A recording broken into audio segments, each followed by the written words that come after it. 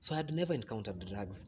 But now I go to highway in South B, kuna ghetto tu hapo hivyo where weed iko available. And remember the way I've been raised, mimi nilikuwa najua bangi. Sio Mary Jane, unajua kuna hizi majina tunapea ati sijui Mary Jane, sijui pot, ikukani kama it's like it's a cool drug. I knew ni bangi. But in highway it was the order of the day. So nikaanza tu tabia naiba kitu home. So the thing is I will call one of my friends uko home neighbor. Sasa namuuliza kama ndai ya paro iko. Akiniambia haiko, sasa najua hawako home. So unaona hizo schemes. Sasa nikiambiwa hawako, nimetoka kole nimeenda home, I pick something. Hello guys, karibuni katika kipindi maalum cha makala ya story yangu, and of course this is the number 1 channel ambayo inahakikisha kwamba imekupatia stories ambazo ni amazing, story ambazo za kuchange lives, na bila kusahau story ambazo za kuburudisha. Na leo hii guys, without wasting more time, tuko naye Tony ambaye guys singetaka uweze kumiss story yake kwa sababu guys amepitia mengi na ambayo ningetaka tuweze kushare pamoja kama team Joss. Na kama hujaweza kusubscribe guys, ningetaka kukumbusha you are not late, because hapa chini kuna subscribe button. Hit that subscribe button, alafu hapo mbele kuna notification bell, ring it so that every story ambayo inaingia hapa huwezi kuikosa. Na bila kupoteza wakati, karibu. Asante Josh. So karibu pia, na kitu cha kwanza ningetaka kwanza uweze kutueleza majina yako ni nani na umetokea wapi hasa Tony? Mimi naitwa Tony Kibet. Home ni Survey hapa tu Thika Road, siko mbali sana na hapa chuo. I'm a filmmaker, and most importantly I'm a former drug addict. I'm here because of this story of this journey that I managed to conquer of addiction. So Thika ndiko home aswa, mali umetokea aswa? Okay, home kabisa ni Kitale Moist Bridge. Lakini I've been born and raised in Nairobi, Thika Road. Hapo Thika Road, watu wanasemanga along Thika Road. Unajua nikiwa high school kulikuwa na viwasena natoka Thika Road. The school was in South B. Sasa watu wanajijazia huyo anaishi Thika. Sasa I'm like, it's only like 7 minutes from town. So utajibase Nairobi, utajibase Thika, utajibase wapi sasa? Ni Nairobi. Specifically Nairobi. Yes. Safari imekuwa vipi, kwa sababu story uliweza kunichapia na pia viewers wetu wangetaka kuelewa ilikuwa kuaje mpaka ukajipata kwa drug addiction? By the way, it was something actually like ilikuwa shocking even to my parents, sababu the way they brought us, hata kwa ifikiria any of their sons ama daughters could get into it. Mko wangapi labda kwa familia yenu? Tuko wanne. By the English, Swahili gani? Kila kitu unaweza chapa. My viewers wanakuanga very free with any language. Hapo sawa. So we are 4 of us. Our firstborn is a lady. Perfect role model to all of us. Yani yeye maisha yake, everything about her ni ya kuadmire. Secondborn is my bro. Again still very admirable. Shule alisoma vizuri, akapita vizuri. Then there is me. Then I have a smaller sibling. So our wili wenye wamenitangulia, like my sister, hakuwa ingia into any kind of mischief. Like mine, her life has just been perfect. You know, yeye alikuwa anaongoza njia kwa wengine ambao wanafuata. And then my brother yeye akiwa tumechana na 3 years. So my brother nakumbuka akiwa around form 3 hapo form 4 pia alikuwa ameanza drinking kidogo, but he was in a boarding school, so he would only drink during ile time wamefunga midterm, wakifunga shule. But lakini akaacha, you know, when he finished school he had an A-, same as my sister. Walikuwa that is high school, high school. So after high school he dropped the habit, so akaacha kukunywa. Mimi nimegrow up vizuri. Primary nikapata certificate ya most disciplined boy. Imagine, like I was that. Wale nilikuwa naambiwa shule ningetoka like asubuhi, nikiwa mdogo primary. Hiyo age una expect mtoto arudi mchafu nini. Mimi nilikuwa narudi tafiz bado ziko sparkling clean, vile tu zilitoka tu home asubuhi. So nilikuwa mtulivu, a very disciplined boy, a very lovable boy all the way mpaka form 2. Now form 2 is when I started this mischief. Just like many of us. Unajua form 2 ndio ile time tunajaribu hapo ndipo body changes pia zinaanza adole tena kitu kingine serious. So I was kind of like ni kama nilifukuzwa ile shule nilikuwa. I was in a private school. Itwa Light Academy. So Was it a boarding school, day school? it was a boarding but a weekly boarding. Weekly ile tulikuwa tunaenda home on Saturdays. Okay. But you can imagine, sasa imagine unaenda home Saturday, lakini katikati ya wiki on Wednesday mmetoroka mmeenda, ilikuwa hapo Ngong Road, tumetoka tumeenda hapo Prestige. So when the year was ending, so there was a group of us like 5. Tukaambiwa nyinyi hatutaki kuwaona. Next year msirudi hapa. 2007, this is the year bado kulikuwa na post election bado. Yeah, sure. So I joined a new school. And pia kulikuwa na ile adjustment haiko imefanyika, so unapata So now umejoin a new school.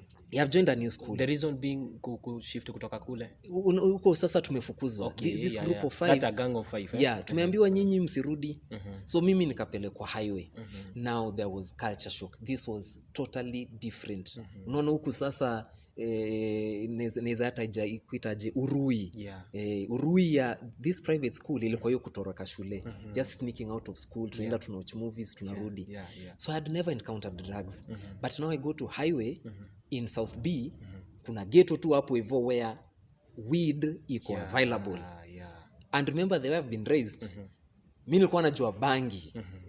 Sio Mary Jane, unajua kuna hizi majina tunapea ati sijui Mary Jane, sijui pot, ikukani kama it's like it's a cool drug. I knew ni bangi. But in highway it was the order of the day. Huko ilikuwa ni kawaida watu kusmoke. So the guy who introduced me ni mtu mwenye tulikutana during interviews. Akaitwa Booster. Kuitwa Deno, but jina sasa ya jina ya mtaa ilikuwa Booster. Booster ndio aliniintroduce to marijuana. Let me ask, after umesha join the new school, did you join with the 5 gang of people ama ulijoin peke yako? I really join peke. No, actually no, we met 2 of us. Hata like hatukuwa tumepanga. Nile niliingia hai na nikapata 1 of us pia ameingia. So watatu hawapo sasa mko. So now in highway I've been introduced to marijuana. But I can say thankfully, unajua kuna Mswahili aliniambia, I have a friend anaitwa Deno, alikuwa anasema uoga ni ngao. Na sasa hiyo msemo I think ndio that's how it applied in my life in this high school.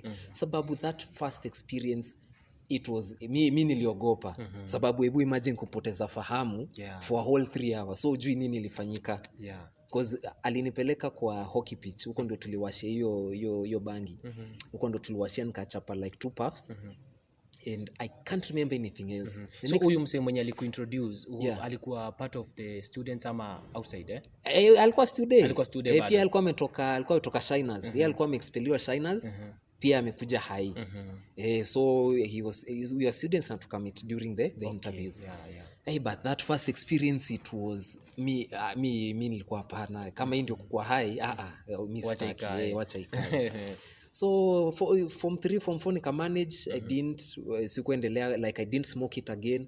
Hata stories za unajua ndio time bado hizi majam session ndio zilikuwa that it was the in thing. Pia hizo sikuwa na interest. So form 3 form 4 again nimemaliza vizuri. No interference as in sijaingia into drugs. But now come 2010, I've finished high school. I'm now ready to join campus. So my sister was in Moi University in Eldoret. So when I just finished form 4 nikaenda nikamtembelea for like 2 weeks. So this time that I visited her nikaona hiyo life ya freedom, hii life ya campus, nikaona hii life inakaa poa sana. Na nikataka ku-experience hiyo freedom. And I could see guys drink. Kuna hii mtaa huko Eldoret inaitwa Keses. So that's where wasi walikuwa wanaenda wanakunywa na mimi niliona inabamba. Kwa sababu wanakunywa kama rende, wanarudi wanapiga mastori zao. For me it looked fun. You know? But your sister wasn't taking. Sisi yangu alikuwa amechill like. So sasa hiyo ulikuwa unatoka peke yako kwenda kucheki? No. As in sasa unajua vile uko tu kwa shule. It's like kama tu vile hapa vile tuko. So you can just observe. You know like you can see, you can just see kuna wase vile wanaingianga. Because for 2 weeks I'm in the school. Niko kwa hostels zao. So for me it looked very fun. Unaona? And by then nasisitiza this point sababu for many young people it looks fun. Lakini kuna tragedy hapo mbele. So this was it for me. Nimeona hiyo this lifestyle nimeona inakapoa. 2010 ikafika. Now the following year mimi nikaitwa college right here hapa tu Utalii College on Thika Road. Nikaitwa kufanya hotel management. So ndio nimeingia kole and for the first time sasa niko nako ka freedom. I have my own hostel. It was okay, hata saizi, but even more so during that time, it was very very prestigious. So hata kwa room nalala tu wawili, chakula mnapewa huko. Like sasa encounter freedom sasa, like freedom imekuwa sasa part of and immediately I started drinking. And this time kumbuka, the drinking for me was not something ati nafanya nikijificha ama nafanya with any guilt. Kwangu ilikuwa campus. Hii ndio maisha ya kukunywa. I mean, this is campus, because that is what you saw on the other side. And again with the hospitality industry, alcohol is readily available. Unajua alcohol utaitumia kupika. I mean, in the hospitality industry it is readily available, and it's your thing that you mnatumia, ni vitu zenu ambazo sasa hata si kwa course kuna wine and bar knowledge. So wine and bar knowledge is a unit. Unaletewa hapo, so ulikuwa unatake advantage unaletewa, you have to taste, lazima ukunywe. So I can say it's like you get pre-exposed. So hata kama wewe uliingia pale, you don't want to drink, one or another utajipata unakunywa. But anyway, it's the nature of the industry. So utalii nikaanza hivyo, and this was just social drinking, responsible drinking if I may add. Sababu ni ile unakunywa only weekends, Saturday, Sunday, actually just tuseme Friday, Saturday.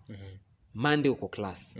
Hakuna mtu anaweza sema ati hakuna mtu anaweza sema there anything going wrong, sababu your assignments unazifanya, cuts uko sawa, unapita, so that I can call it responsible drinking. But sasa nilikwambia there's a tragedy that can come with this lifestyle. And that tragedy is addiction. Now addiction ndio unajipatanga. There's a forum I asked guys, watoi tu, it was a children's home. Nikauliza nyi wase, mlevi, ukisikia mlevi, what comes to your mind? The answers I got, they were very intriguing. Unapata mtu anakuambia mlevi ni ule mwenye waga amelala huko kwa mtaro, Now, these are the guy who I mean, the one I'm trying to describe, mwenye class anaenda vizuri, assignments anafanya, huyo huwezi muita mlevi. You see, that's the difference. Sasa huyu, that's the addict, huyo mwenye society tunaita mlevi. So that's the tragedy with this whole thing. Okay, with those two when you umejaribu ku describe, can you try, because tunajaribu pia kuelimisha, can you try to give us a good definition of addiction, like your addiction utaiekaje according to you, because umetupatia a good example of two people, mwenye ana drink responsibly na mwenye anaokota kwa mitaro, so utajaribu kuniniaje huyu mlevi? Acha mimi nieleze vile mimi naelewa mlevi. Addict ni ule mwenye first of all huwezi control your drinking.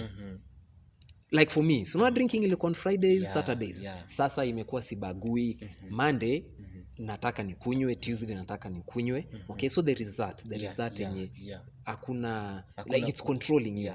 And then something I learned from actually a counselor. Kuna kitu inaitwa obsession and compulsion. This is knowledge yenye pia mimi nimelearn just this week. I had someone explain to us. So with addiction comes those two things, obsession na compulsion. So obsession, yani it's like you're obsessed. I have to, yani unataka hiyo kitu and you'll do anything for it. The social drinker haizi iba kitu, ati haizi iba, I mean atakunywa ile nyako nayo. If I told this weekend I can afford 1,000, hiyo ndio nitakunywa na niende home. Akikosa ni sawa. Akikosa ni sawa. Addict atatafuta. Akikosa lazima ngangana ipate kwa sababu mwili inaitisha. Na ataiba, atauza nguo. Si umesikia mtu anauza nguo zake, anauza bidhaa zake za nyumba. Fees anakula. Hizo stories zote tumesikia. Now huyo sasa ndio addict. So there's that obsession and compulsion. And compulsion vile hata huyu this counselor alikuwa explain, it's that ushafanya, yani clearly this alcohol ama the drugs, they are ruining your life. Unapata masup home, tuseme umechujwa, like vitu zinagosa because there is no concentration. Lakini bado unatumia. You see, now that's compulsion. So sasa umesha get into that addiction, the nini unasema ushafika kwamba unatumia every day kama ni wakati huo, so ikakuaje? by the way kwanza ilifika point my peers si ati wale wa CU ama wale ati wale wameokoka wale wanakunywa wananiambia we nilikuwa na nickname Mchanga ndio jina ilikuwa naitwa those days. Msao kwambia Mchanga mazee sikwambii uache lakini punguza. Shida yako ni nini? Huwezi kunywa chupa 2 kama mtu wa kawaida na urudi home. Nini bana? Yes, know that even when I look back right now and understand I had already gotten to a point where it was getting out of control. Ebu picture hii situation yenye nilikuwa naeka madhangu. Imagine ninge exam sijui any. Na text madhangu maswali like anisaidie. Ebu imagine getting to that point. Alafu so umeingia exam hukusoma. Uko nje uko blank. Mabeste wako si watu watakusaidia pia wao si mlikunywa na wao hawajasoma hata mko class moja mko course moja. Imagine it's my mama will text ati naenda mtext swali na yeye angerudisha. Imagine love ya mzazi atarudisha basi sasa anarudisha na wasiwasi kwa sasa hiyo simu ukibastiwa na lecturer ijulikane